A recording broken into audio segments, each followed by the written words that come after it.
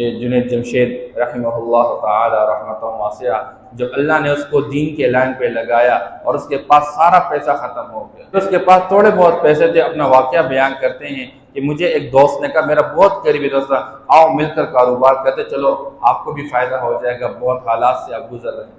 کہتے میں نے اس سے کہا چلو چلتے ہیں، حضرت مولانا مفتی تقی عثمانی صاحب دامت برکاتہم علیہ کے پاس جاتے ہیں۔